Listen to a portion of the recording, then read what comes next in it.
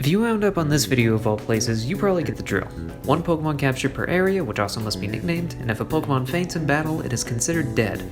Those are the most basic rules, and all it took for me to try and fail countless Nuzlocke attempts when I first found out about the challenge 9 years ago. However, for this video, I'm playing Pokemon Black with a few extra rules in place. I did a practice run of Pokemon Leaf Green with that rule set and handled it well enough to get all the way to Victory Road before I even had a death in the party. And then I wiped to Blue. So with that level of terror and fear of loss once again imbued in me, I went into this run with sterling confidence. I should also say, I'm not a Pokemon master by any means. I forget what abilities do a lot, certain parts of the type chart get mixed up in my head, like Ice, Rock, and Ground are a big one, and I'm still prone to error. This won't be a perfect run in any way, shape, or form. Without further ado, let's get right into it. Crow wakes up in her room, messes with her trainer card, which we have before we're even technically a trainer, and picks Oshawott. I name Oshawott Oni and head to take my first steps out of town with my friends. On this route, we get the first catch of the run, an adorable dog we name Unity. When we get to town, we notice a weird pyramid scheme, and afterwards we meet a mid-haired man in the crowd named N, who jabbers on about being able to hear my Pokemon before failing to mug me. After that, we head into the grass outside town for our second encounter, Cutie Kitty to go with our cutie puppy, whom we name Mana. Around this point, grinding was starting to get dangerous and slow, and I'm impatient. The red pill is playing normally and grinding every 5 minutes. The blue pill is a rare candy, yeah, the easy choice. A lot of Nuzlocks end simply because the person doesn't grind enough, and I'm impatient, like was already stated. Besides, this will ultimately make the game harder, because I'm not gaining as many EVs for killing a bunch of wild Pokemon. Striaton City, here we are, after a swept Bianca fight. Outside of town, a random person gives us a monkey we name Rowan. Speaking of consistencies in this run, the amount of rival battles. Our 5th rival battle this run, and take him down before challenging the gym proper. There isn't much to say aside from how much I started panicking whenever the gym leader's Pansage used work up twice above his stats. Without too much more effort, we win. After the gym, we return to the Dream Yard to stop Team Plasma, dunk on some kids, and then sweep Sharon. Again. Bianca shows up saying that Team Plasma stole her Pokemon. Someone needs to help her immediately. We catch a Pidove in the grass nearby, naming it Courier. I don't know how good Pidove specifically is, but I know Pidgeot's pretty good, and Swellow's actually one of my favorite Pokemon. Oh, she wanted me to handle it, gotcha. After that, we catch a Roggenrola on the way out, whom we name Fame. The first gym is normal type, so getting a Pokemon that resists it is supremely useful. Plus, it's not like normal types have any serious gimmicks otherwise, so that should be a cakewalk now. Just down the road, a school kid hears of my rampage at the daycare not far from here and nearly rocks my shit, but we managed to squeak by unscathed. After making it to Nacreon City, we step outside the city walls to get our catch for the area. A little tadpole we named Koki. Bit of a shame considering our starter. Soon enough, Unity evolves, and loses pickup, doesn't get Intimidate, and instead gets Sandrush. Sandrush. Oh well, at least we still have... So Fame dies.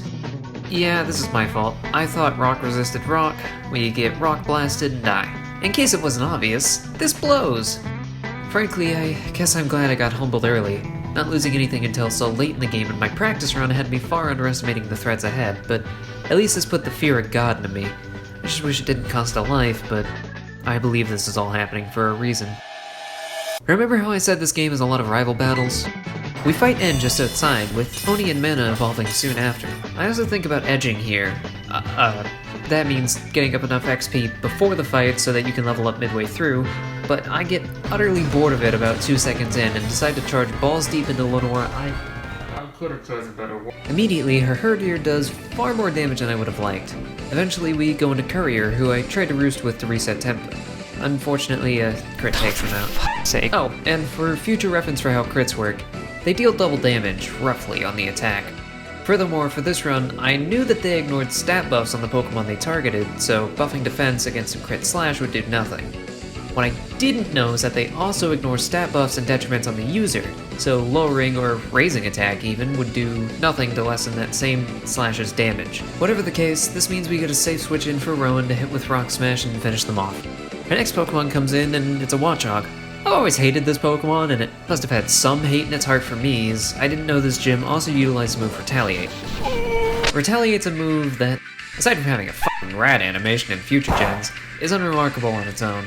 However, if used on the turn immediately after an allied Pokemon faints, it doubles in power. adding in stab, or same type attack. Bonus, boost, bash, it's a 1.5 times damage buff to moves that share typing with the Pokemon, and my calculations equal that Rowan is fucked. Koki does his first Pog moment of the run and is able to get off a Supersonic, before swapping to Oni. Oni sleeps, but we chance another crit and wake up just in time for Oni to one-shot the guy and stop the snowball from rolling any further. Lenora is completed with a heavy heart. Before we even have time to mourn, Team Plasma robs Dragonite's skull and heads into the nearby forest, giving us no choice but to chase after it as we meet the next gym leader, Berg. No rest for the weary, but at least we get our minds off of things with a new catch. It takes a while to get there, as I run into just about every trainer on the route before I even see a patch of grass. Luckily, here's where we meet a Cottony. I didn't know much about this Pokemon, but inferred that it was who evolved into Whimsicott. Bearing that in mind, I chose the name Blackjack. We take out half the Ranger Task Force, who are more intent on jump-scaring random teenagers in the woods than they are with stopping the terrorist forces lugging a giant skull through the area. After we get all that sorted, we head across a long-ass bridge, because America, on the way to Castelia City. Immediately, I accidentally get roped into a Ponzi scheme whenever I accidentally walk into the Passerby Analytics HQ, who force me to answer several surveys before I leave and promise that I can make some serious cash if I ask other people these same surveys. You know, I am strapped for cash, so here's one for the viewer. Are you subscribed?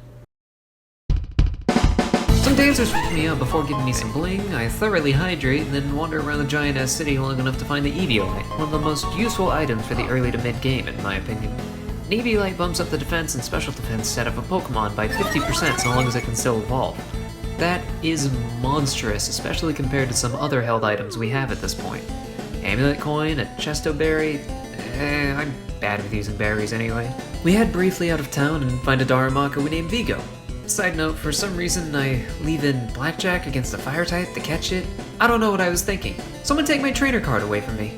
Berg cucks me out of being able to face his gym, so I get lost in the desert again. After I finally find Team Plasma nowhere near there, newly acquired Vigo and veteran Mana sweep the clown-themed gym. It's a clown gym, alright. Here we see the first instance where I actually bother to edge a Pokemon. I hate that that's the term.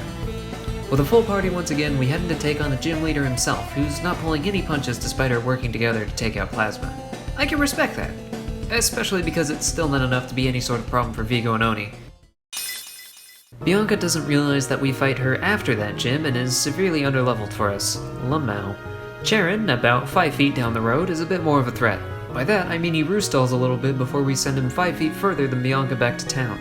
Charon's not the only trainer on this route though, as we fight about 700 before we find the one person in all of America who thinks that freeways are hype. No. As we enter Nimbasa City, Team Plasma can't go 5 minutes without us having to forcibly pull their heads out of their asses. Koki evolves shortly after we get to town as well. Wow, I've never used this evolutionary line before, but Palpitoad's pretty cute. I sure hope the final evolution isn't literally butt ugly. Mana gets groomed and Bianca's dad abuses her as we meet the electric-type gym leader, Liza. She bullies Bianca's dad for being cringe and I feel uncomfortable for just sitting on the sidelines. Let me battle Bianca's dad in a double battle or something to show her strength. Whatever. Death to the patriarchy and it's one less rival battle this way. Around this point we detour to counter the deficit of Pokemon I've built up. First off we go to Route 16 where we catch Pancakes the Gothita, and then we head back to the Desert Resort to catch Eversands the Sandile, and head into Relic Castle proper to catch Taffo the Mask, as well as grab the Shell Fossil. Relic Castle's theme is so good, by the way. This is genuinely one of my favorite gens for music, holy hell. After that, we head back to Route 5. Trubbish! Awesome! Now, there's a lot of easy jokes you can make, especially considering that this is a female Pokemon. I could easily name it something terrible, like your waifu or some other tripe, but we simply go with the name Friend, smiley face, to let her stand on her own to trash nubs. With 4.5 new friends hanging from our belt, we head to ride the Ferris wheel with our mint-haired Gaifu once again. Here, he reveals that he's actually a member of Team Plasma. It's not that surprising, honestly. You know what else isn't surprising? With that out of the way and Team Plasma blasting off once again, we head through the electric-type gym and count far too many OSHA violations. Also, I didn't mention it before, but going back through these gyms if you want to heal before the gym leader takes so goddamn long.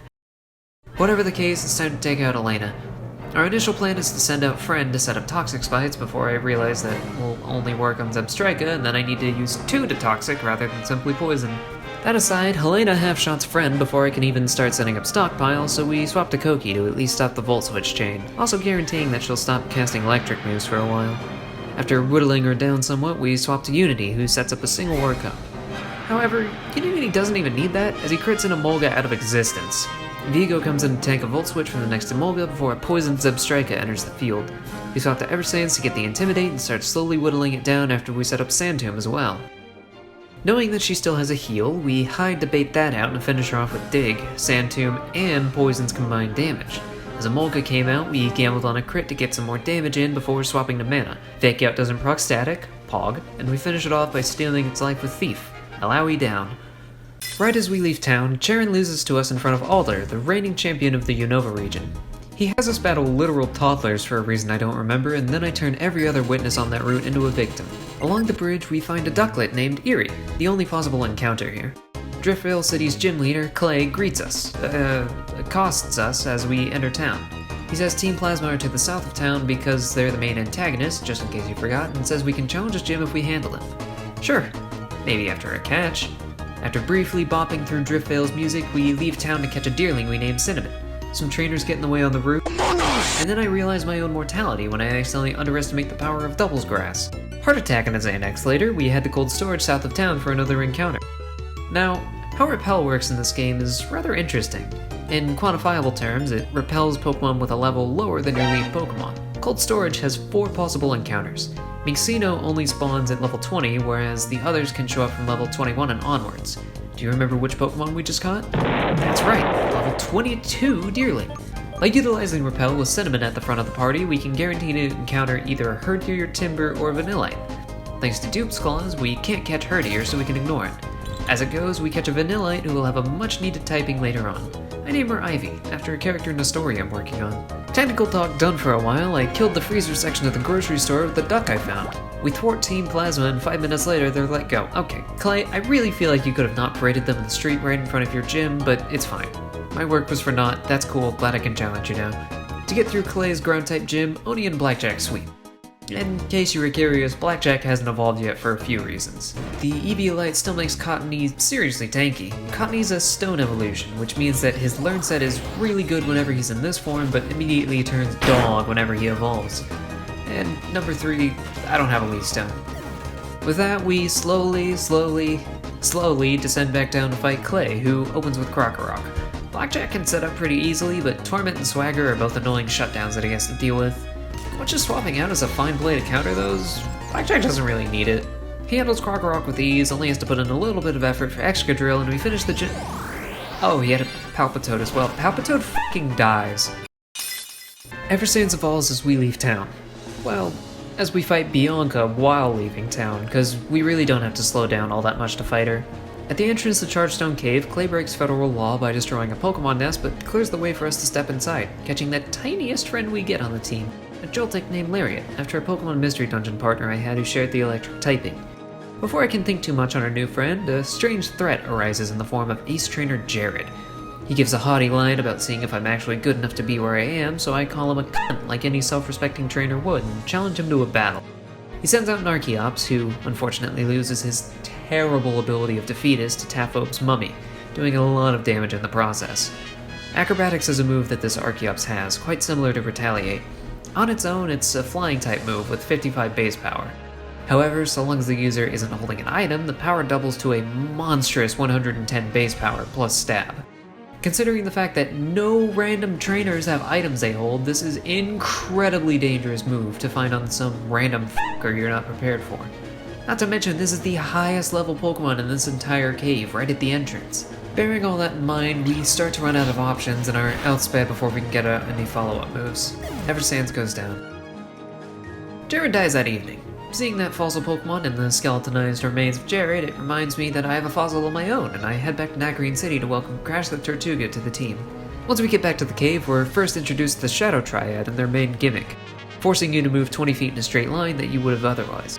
They lead you close to about 90,000 Team Plasma members and other assorted trainers, half of whom have a Watchog with the move Super Fang, which always have the target's current HP. That's right, we get hydrated as hell in this cave.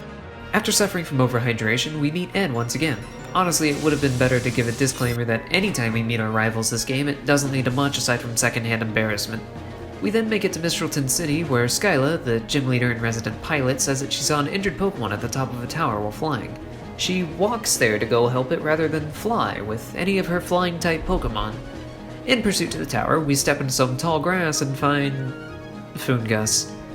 Okay, we have plenty of grass types at this point, but welcome to the team, Toadsworth. Immediately after that, we run into a Zebstrika, that electric type that even Ellie was using before. It would have been incredibly helpful to catch this Pokemon just before the flying gym we need to do, but whatever, that's just how it goes. Not even halfway through the route, we accidentally wander into another Ace Trainer seeking vengeance for Jared. He throws us into the first rotation battle of the game with a pretty scary lineup. There's a lot of layers to consider, things to remember, and options to weigh in while in a rotation battle, and unfortunately I couldn't keep up. After a few misplays that don't get me to kill the Swoobat early, Mana is taken out. This one hurts. Mana was our second catch. She wasn't doing the most damage, but I could feel her getting some better moves right on the horizon, and having a dark type is always nice. Sorry, Mana, I'll do better. Unable to do much about it right now, we make our way to the tower properly. Once there, we capture a Litwick named Flummox. Rad, and then immediately dip back into town to regroup. On the way there, Zebstrika nearly acts as Blackjack when I'm trying to run, and I feel the icy touch of death once again, but we get away unscathed. Unity evolves into his final form, and we head back to the tower, where about 12, roughly, trainers are waiting for us. Skyla's at the top, saying she's already handled the situation, and walks down the She has flying types! Alder has an animation later in the game for using fly. Why doesn't she? Alder doesn't even have any flying type Pokemon. Anyway, we head back to Skyla's gym, sweep the place with Lariat, sue for health and safety, and return with the new team. Although that team doesn't really matter because Unity stays out the entire time and sweeps with strength in a flat 3 minutes. Good boy. Now that our level cap is so high, we can actually get a huge overall power increase on the team by having several evolutions take place. Oni, Vigo, Cinnamon, Taphobe, and Lariat all evolve into their final form. Just outside Twist Mountain, Charon exists, briefly. Alder gives us both Surf as a result of the battle, and just inside the cave we catch a Woobat we named Queenie. Only a few steps after that, though, some random hiker throats me with Throw and kills my Psychic type counter in a single hit. Pancakes gets, pancaked. So, he used Bulk Up, that's scary enough on its own, but I also didn't realize until much later that Throw probably had Guts as well, an ability that strengthens all of your moves significantly while under a status effect. Big mistakes that were definitely avoidable if I were more careful, but honestly, Gothitelle isn't a huge loss, I feel, especially since we just got Woobat. Unfortunately, as we make it to Icarus City, I realize Woobat's a friendship evolution. The easiest way to grind friendship is to travel for a long time together and build up a slow, gradual bond. Or in my experience, ride your bike up and down the longest bridge in Pokemon history about 30 or so times while watching YouTube. Queenie evolves, yay! Koki also evolves, and... That is the scariest f***ing thing I have ever seen in my entire life. We briefly detour to explore the waters back near New Vema Town. There's some cool encounters here, like Frillish eventually turning into Ghost Water for some cool coverage, and Alomomola is what we catch thanks to some bubbles. The best part about this Pokemon is how fun its name is to say, so I took that away from it by naming it White Mage. On the nearby island, we get given an egg. Or we would have if we had space for it in our party. Fly back, drop off a Pokemon, swim back, get seasick, climb a mountain, then get an egg. You know that saying, hatching an egg is a lot like making friends? No? Well, Luminant the Larvesta, very cool find, especially whenever it turns into Volcarona at level 59. It's okay, we can still utilize Luminant before then, especially because this next gym is Ice type. Before that though, time to bulk up. Friend, Crash, and Blackjack all evolve. He's so happy to be here now that he has good moves. In my notes it says, Luminant sweeps the gym kinda hypely, I guess. Yeah. As we leave, Bryson assaults me and my friends. We then head up towards Dragon Spiral Tower, where Team Plasma was last seen, and decide to make our catch for it outside, catching a Mienfoo named Lindis. I've never had a Mienshao, but I'm a believer now. All it took was Lindis completely sweeping the tower full of normal-type Plasma members for me to utterly fall in love with this Pokemon. We pass the puzzle that's in every trailer for Undertale, question if something is going wild at the top of the tower, and then find N behind a gauntlet of 4 Team Plasma members. Oh no! Anyway, 4 drain punches later and we find N, who has awoken Zekrom. This cutscene's raw as hell, by the way. Before we carry on with the plot, we step into the marsh outside of town and catch a Stunfisk, my little welcome mat. I love him. Some plot happens, yada yada, we get a rock. With the stone in tow, Bianca challenges us one final time and... Oh man, what the hell, Bianca? She then goes on to say that it's super tragic when people lose their Pokemon and that she doesn't want anybody else to have to lose them. Omitting that last scene from her memory, I guess.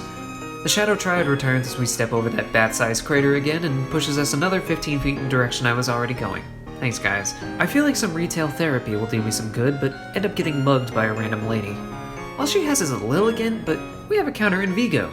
However, she confuses him and then immediately starts dancing. Quiver dancing.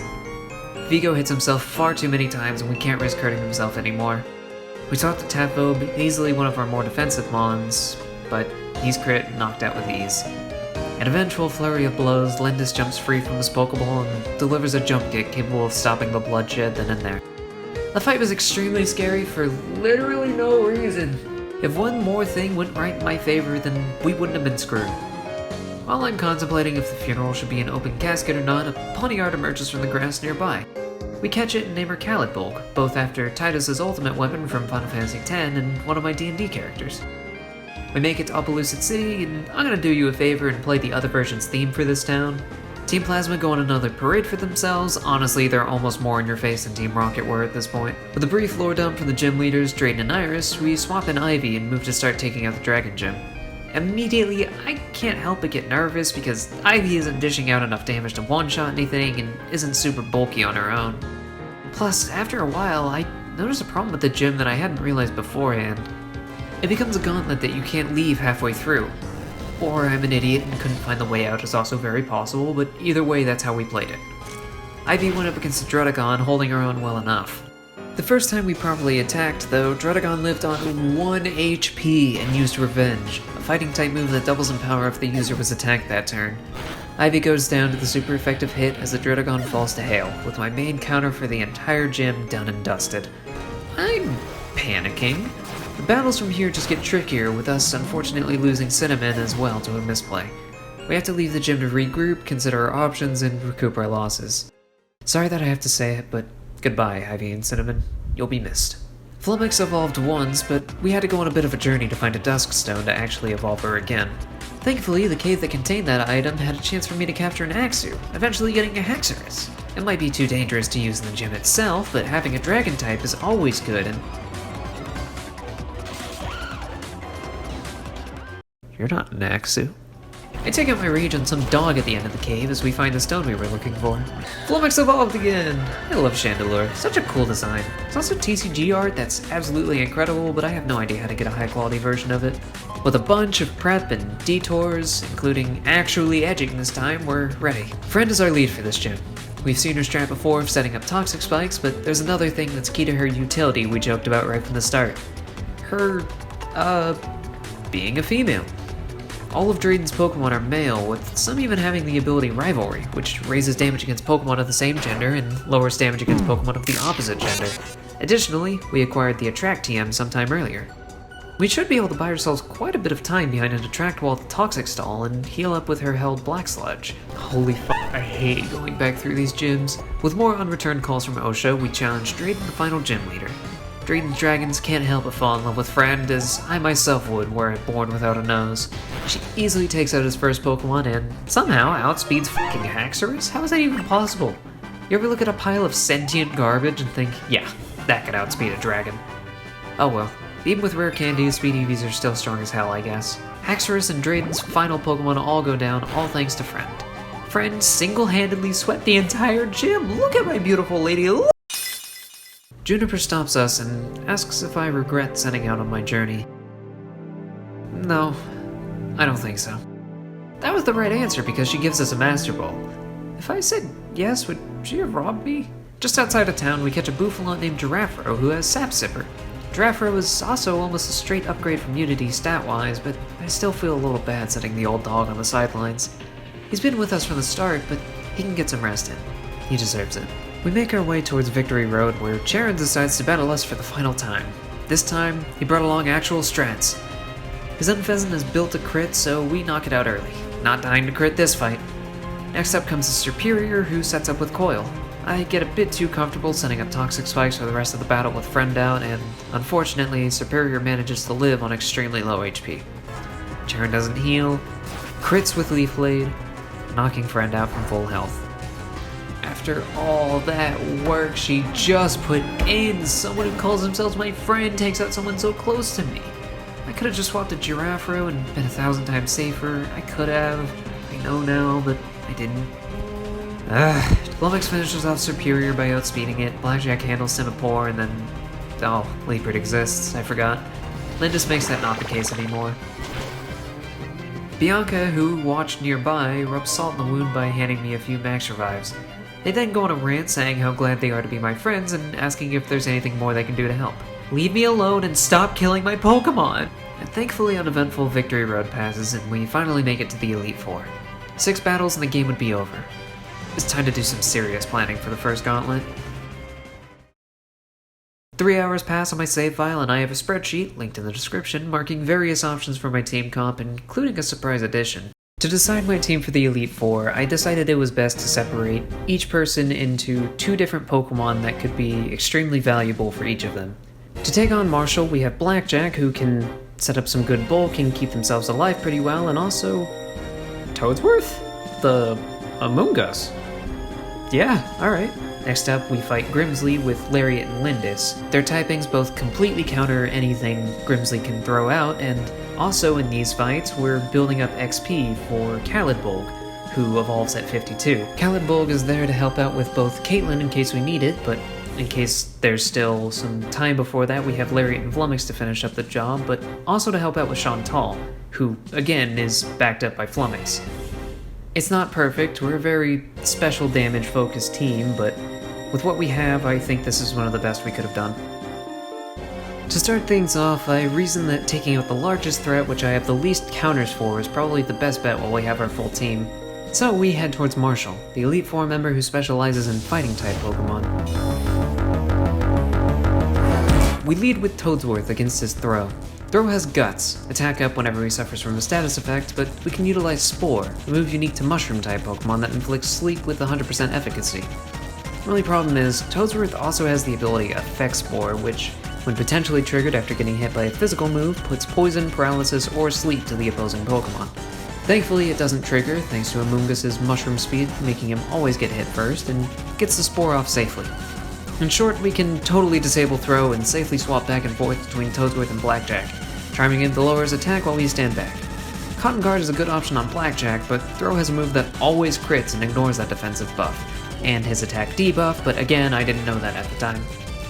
Thankfully, both of our frontline boys are tanky enough to slow the damage and recover some back with Giga Drain, even if it doesn't end up doing as much damage as I'd originally hoped. Eventually, Effect Spore is triggered when I'm trying to lull Throw back to sleep, and it rolls a 33% to not f*** me. We stand. We swap back to Blackjack and set up Cotton Guard once again, but also bear in mind that every Pokemon has Retaliate on this team. As such, our choices all have Protect. However, Marshall doesn't actually do that strategy this fight. He swaps to Mienshao to immediately U-turn away to his other Pokemon, strangely enough. Whatever, we can handle him. But a crit knocks us to dangerous health. We swap to Toadsworth to put Sock back to sleep and safely pivot back to Blackjack to heal. Whenever Mienshao comes out, we protect against a possible Retaliate and protect against Jump Kick instead, a huge boon for us considering how much damage it takes in the process. On top of that, Blackjack outspeeds to kill with Giga Drain here. Shout out to Toadsworth as well, sorry for being ungrateful when we met. Marshall completed. Khalidbolg is getting close to evolution, but not quite there yet, so we decide to head to the Dark Zone next to take on Grimsley. I was scouting out the possibility of more attract strats and realized that, I guess Grimsley's Scrafty is trans, by the way. Originally they're a male, but are listed as female when you can rebattle Grimsley in the post-game. Good for her. I'm getting away from the point. We open with Lindis versus Scrafty, and you can tell I'm starting to get stressed out as I immediately misplay and set up Reflect against a Brick Break. Lindis doesn't kill, but baits out a heal with a Drain Punch and patches himself up before the next one. Leopard. By the way, the Clay Claw on Lindis, this fight was super overkill. Lindis was easily my fastest person in the party. Leopard sets up Attract, but I planned for this as well. I'm gonna risk 2 U-turns before switching normally to my female Lariat. Thankfully, on the second, we get the clean switch and almost kill with U-turn itself. We draw out the final heal and full shot Leopard with Lariat's powder-boosted signal beam. Good work. Crocodile comes out at the best time, intimidating our special attacker Rapid and Lindis. We swap to Toadsworth to protect and Spore because play lame win games. Khalidbolg thankfully gets the level up off of Crocodile going down, reaching level 52. When Grimsley's own Bishop arrives, we Spore again, because why not, to get the save switch into Lindis, who takes that 4 times weakness for all it's worth like anyone would. Grimsley takes the loss well, reminding me that a real warrior ponders the next battle rather than focusing on their current victory. Khalidbolg evolves into a Bishop of our own, meaning the next 2 encounters just got a lot more manageable.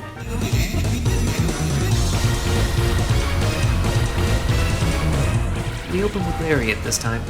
That being said, Psychic still does a lot of damage and lower special defense, but thankfully we managed to get both heals out of the way nice and early. Once Sigilif comes out, I don't feel like taking any chances, so I Volt switched back to Khalidbolg, even if I'm pretty sure an expert belted Thunderbolt could have done the job. However, the new and improved Khalidbolg comes out to easily tank any attacks the next few Pokemon could throw out. Sigilif goes down without a chance, Gothitelle, the ace, comes out next and attempts to set up Calm Mind, she f***ing dies for it. Finally, Masharna comes out. It doesn't do enough and it's easily outsped to be a cakewalk. Caitlyn completed with ease, go back to bed. At this point, I'm feeling pretty confident. No deaths yet, and we only have 1 Elite Four member left. I get a bad feeling in my stomach and double check everyone's items before heading in. There wasn't any way to put it off, so I put Khalidbolg up front and headed into our haunted house area, thunder crackling through the sky in the background. Our lead Pokemon is a Kofagrigus, who, as we know from having Tapove on the team before, is incredibly tanky and also kind of annoying to get through. Thankfully, her Shadow Ball does minimal damage to Khalidbolg, who can bait out a heal with her first attack. Because of our damage range, we don't get both heals out of the way early and kill on the second attack. We swap to Toadsworth to face Golurk, but it curses on its way out to start dealing massive residual damage. Chandelure comes out, and I know Toadsworth can't stay in for long. Again, Toadsworth doesn't have the best speed, and definitely can't live an attack plus curse damage even with his bulk. We know she's going to Fire Blast though, so we pivot to Flummox to negate that hit and have to rely on her being fast enough to whittle it down with Shadow Ball to finish the job with someone else. I close my eyes and tell Flummox to get into Shadow Ball, knowing we lack other safe switch-ins. She manages to outspeed and gets in a hit. But it isn't enough to kill. I figured as much, but a part of me was still hoping it would crit. Goodbye, Flummox. Thank you for giving your life for the team. Thunder strikes in the background as the lights go out. Chantal's Chandelure targets a glimmer in the darkness.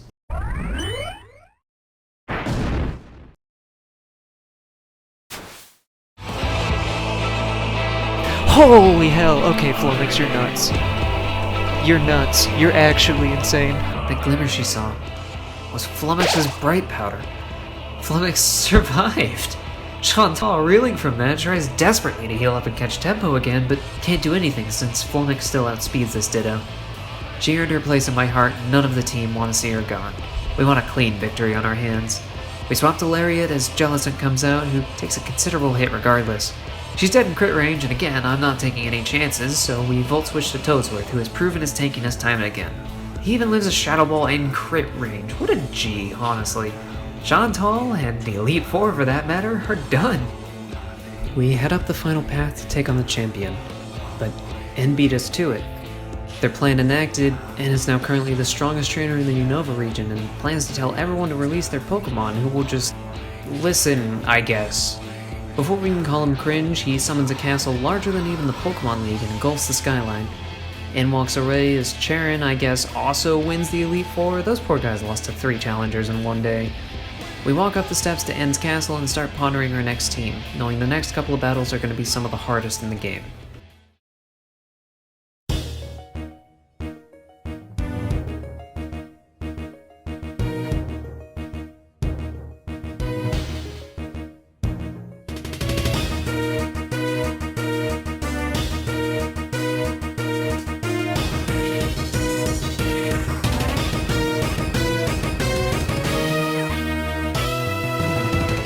En route to the finale, we have to actually make it through the castle. Team Plasma seemed proud of what they accomplished, with somebody saying it was thanks to the fact that they didn't gain too much notoriety like Teams Rocket or Galactic. These motherfuckers were out parading in the streets, infiltrating towns, archaeological dig sites, and Walmarts, doing prisoner exchanges in the streets, and attempting to set up a base of operations across the street from a gym, and this was them being low profile? Yeah, okay, sure. We keep climbing, eventually making it to where N sits with Zekrom. Reshiram appears and, admittedly, is the first catch of the area. Yeah, why not? I tossed a Master Ball at it and named it Ham. After I send Ham to the box, N thinks that my Pokemon are exhausted from that daunting battle and heals them before we actually throw down.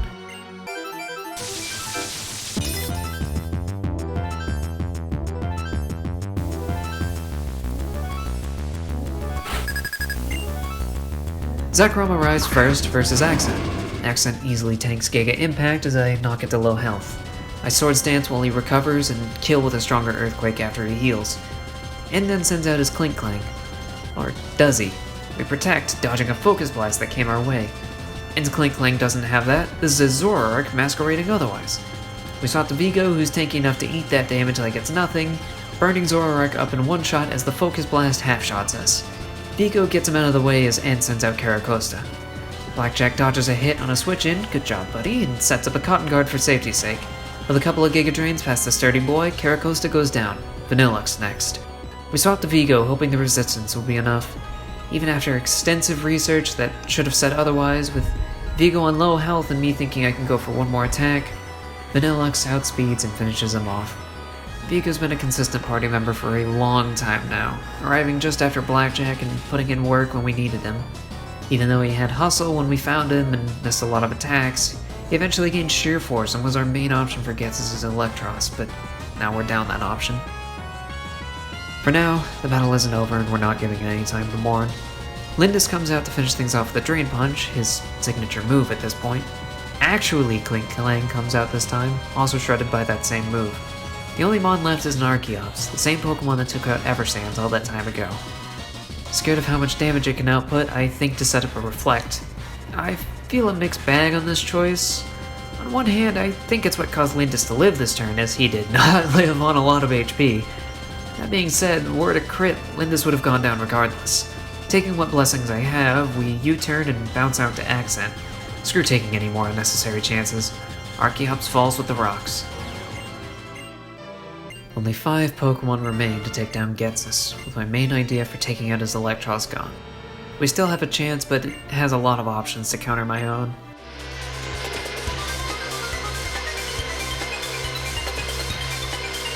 The final battle with Ghetsis begins. His Kofagrigus versus Accent. Immediately, we swap to Calidbolt to stop a lot of its options dead in its tracks. Taking it out, inevitably, makes Ghetsis pretty angry as he's quick to pull at Hydreigon, his ace. Hydreigon has 2 moves that are super effective against Calidbolt, including Focus Blast. Thinking logically, I would see the 4x weakness and prioritize that move rather than the simple 2x weakness.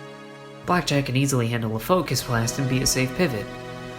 Unfortunately, Ghetsis sees a kill with either Focus Blast or Fire Blast.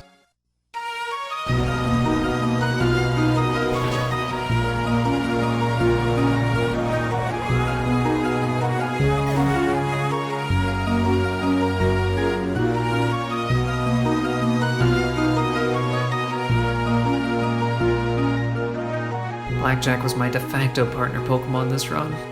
He had pulled through so many rough situations, gotten great moves, and had a good attitude the whole time. A single misplay from me was all that it took, and he's gone. I'm sorry. We're done making mistakes. With his death, we get a safe switch into Lindis. His punch isn't strong enough to take out Hydreigon in a clean hit, but he gets a second wind drain punching again after gets his heals. Hydreigon falls. Bouffalant comes in, and I'm worried. It is a healthy motherfucker that doesn't care about head charging itself to death, especially with its ability buffing that very move. We U-turn to Accent, who ends up still taking 75% damage through resistance. Christ! Thankfully, he manages to outspeed and finish off Bouffalant, even if exhaustion is clearly running through him. He's not used to this high-stress environment, unfortunately, but is still fighting through it to prove what he is, not what he isn't. It's the final battle, though. Theoretically, we only need to get out with a single Pokemon remaining. No other switch-ins are particularly safe, and Accent is already quaking the earth to get in some necessary damage to Seismitoad, ensuring his friends can finish the job before going down himself. It still hurts, even knowing that it had to happen. Lindis enters the battlefield as rain starts to fall, finishing off Seismitoad himself. Eelektross is trying to end it early, while charging against Lindis' Protect Wall. We U-turn to Khalidbolg, who's ready to make the self-same sacrifice to weaken Eelektross, enough for Lindis' punch to end it at the cost of her own life. Khalidbolg, despite being one of the more recent captures we had, fought valiantly to the end as a guardian for us all. Lindis enters, finishing the job on Eelektross. Gets his own Bisharp comes out, his final option. 4 times weak to Drain Punch, I won't make the same mistake Getsus did. Lindis rears back, remembering the names of everyone lost along the way, even if he didn't know them all personally. Khalidbolg, Accent, Blackjack, Vigo, Friend, Cinnamon, Ivy, Taphobe, Queenie, Pancakes, Mana, Eversands, Rowan, Courier, Fame. Their names shall be remembered. Before he knows it, his punch connects as Getsus' final Pokemon collapses. Team Plasma has been defeated, with only Lindis and Lariat along for the final ride. Lariat feels guilty that she couldn't be of more use in these final fights, but I'm just glad she's still around. Lindis feels accomplished, but regrets not being able to do more. I'm proud of all of them. In our last moments together, Eden gives a grand farewell as the credits roll. I'm actually so sad about Blackjack, man. We lost Khalidbolg and Accent and Vigo along the way too. That was such a rough battle. Pokemon Black Hardcore Nuzlocke completed. To a baller-ass credits theme. Oh man.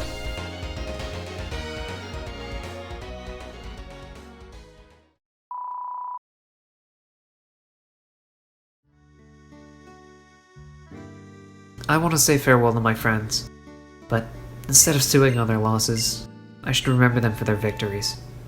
So, why not end this on a cheery note? Because I wanted to do an awards ceremony. I hope you enjoyed the video.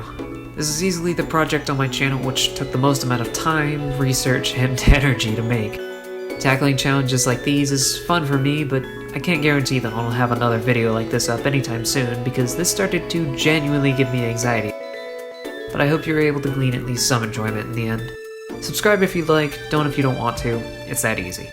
At the end of the day, I think I can still say that I don't regret going on this journey. Does that mean I get another Master Ball?